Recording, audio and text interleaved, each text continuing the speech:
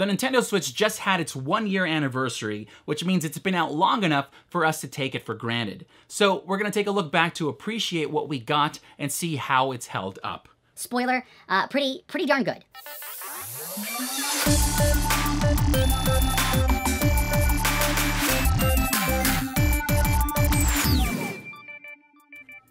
Welcome to A Game From a Box, I'm Sergio AM, and it's been a fantastic year for the Nintendo Switch. So far, it's broken sales records, won countless awards, attracted a ton of developers, especially indie, and much more. But it's not without its issues, because Nintendo is still struggling with a few things that can make this console just about perfect. So let's get to it. Our Switch is still in pretty good condition and it's held together really well. We haven't experienced any wear, warping, or damage, and yes, we have dropped it a few times. So one thing I suggest as a must-have is a tempered glass screen protector, because that plastic screen is way too easy to scratch. Go get one, they're all under $10, and we'll list our favorite in the description below. Now, I mentioned warping because of BendGate, where some people reported that the Switch was overheating and with time caused the console to bend or warp. In our experience, we did notice that after 4 hours of intense gameplay in TV mode, the console would get pretty hot, but not enough to overheat, so no warping. That's because it does a great job at keeping cool enough to avoid the shutdown threshold with those two vents on the back and the top. As for battery life, it's still just okay. Depending on the game, on average, we get around 3 to 4 hours, and the good thing is that if you're home, you can just slide it in the dock and continue playing in TV mode while it charges.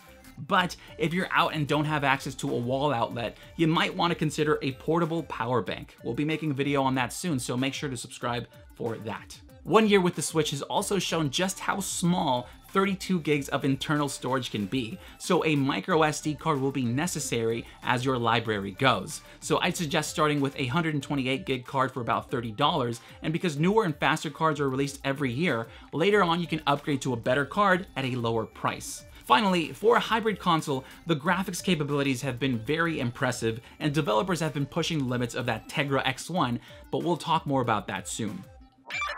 Next, let's talk about the Joy-Cons. Outside of the console, they're the main reason why we have play modes. Speaking of which, I'd say roughly 80% of the time we use it in handheld mode, 18% of the time in TV mode on the dock, and 2% on tabletop or some other kind of creative way.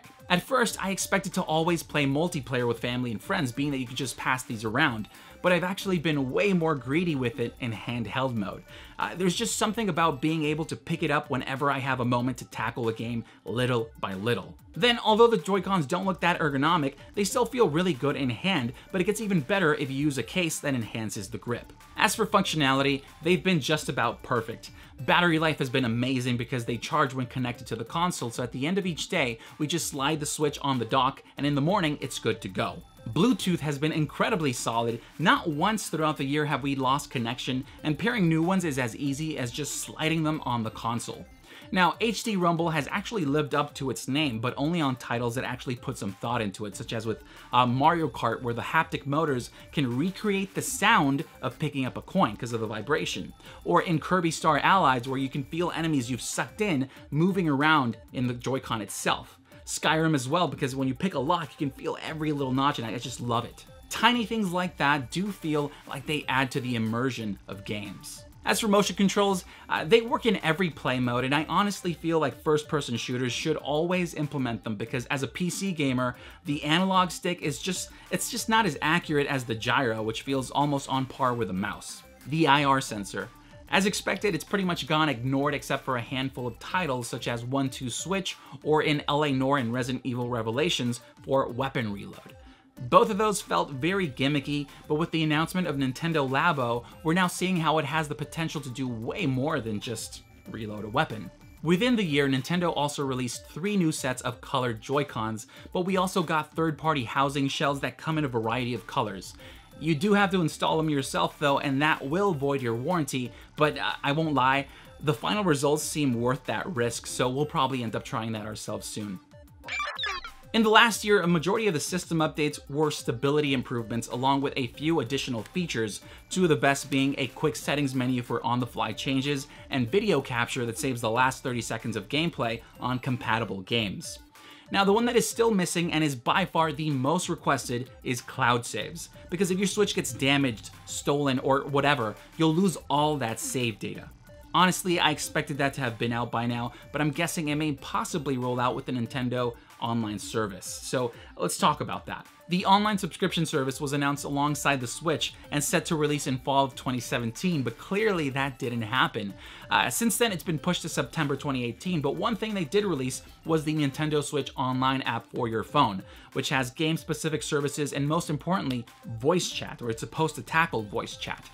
Sadly, it feels unfinished and plagued with issues, so you're better off using something like Discord. Now for the UI.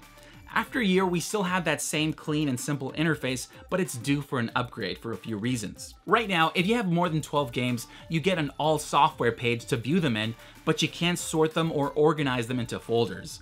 Another feature that's been lackluster is friends. You can view their profiles and get notifications when they start playing a game, but you can't communicate with them, which is it's very odd. I'm really hoping we get a basic chat and party feature. If you want to go further, maybe add achievements or a way to show pictures and videos from our albums on our profiles. That'd be pretty cool. Also, why are we still dealing with friend codes? I just don't understand that. Anyways, that brings us to the eShop. Now that it's filled with a ton of games, the UI could use some improvements as well. Right now, we can easily find recent releases and bestsellers, but it's difficult to discover older games unless they go on sale. One thing we really like is the Coming Soon section with the ability to pre-purchase and preload select games, as well as download available demos. Outside of that, our wishlist for the eShop includes user reviews, which Nintendo secretly released and removed soon after, a refund policy that doesn't involve calling support, wishlist notifications when those games launch or go on sale, and of course, the virtual console would be pretty nice to have by now. 1 year in, and there are currently just under 500 games for the Switch. A majority of those are smaller indie games because this console is just perfect for them.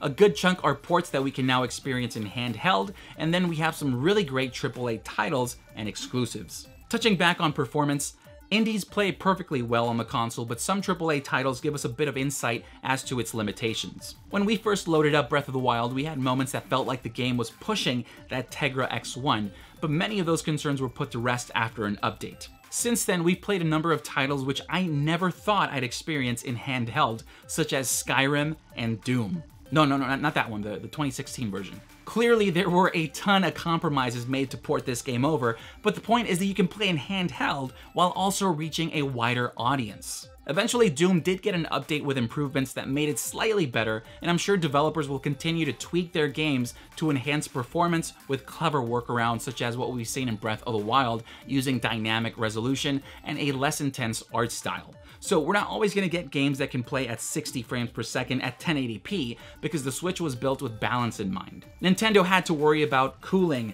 battery life, the screen, audio, Joy-Cons, play modes, all that stuff and more, while keeping it at a $299 price point. Another thing we've seen was the physical versus digital game debate. Personally, we take advantage of the Amazon Prime and Best Buy Gamers Club 20% discount on pre-ordered physical games. But if it wasn't for that, I would have gone full digital for the convenience. Physical games also had to deal with the Switch tax, because it costs money to put your game on a cartridge, same as with discs on another platform, and that increases the price.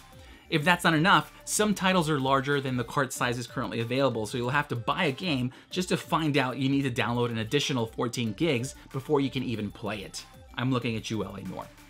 Actually, that NBA 2K whatever game is actually pretty bad. So it's been an entire year, 365 days with the Switch, and I have to say it now ranks as one of my all-time favorite consoles. Yes, there are some issues here and there, but the pros easily outweigh the cons, and the best part is that a majority of those problems can be addressed with updates. Once again, Nintendo has carved out a niche for themselves by choosing to go on the road not taken, and it feels like it's reigniting the excitement of the gaming community. I know that many of you feel the same, so I'd love to hear your thoughts about it, along with what you expect for the second year. Also, thank you all for sending in your pictures. Since we started covering the Switch, this channel, this community has grown so much, and it continues to do so due to all of you. Appreciate every single one of you. My name is Sergio AM, and I'll see you for the next box.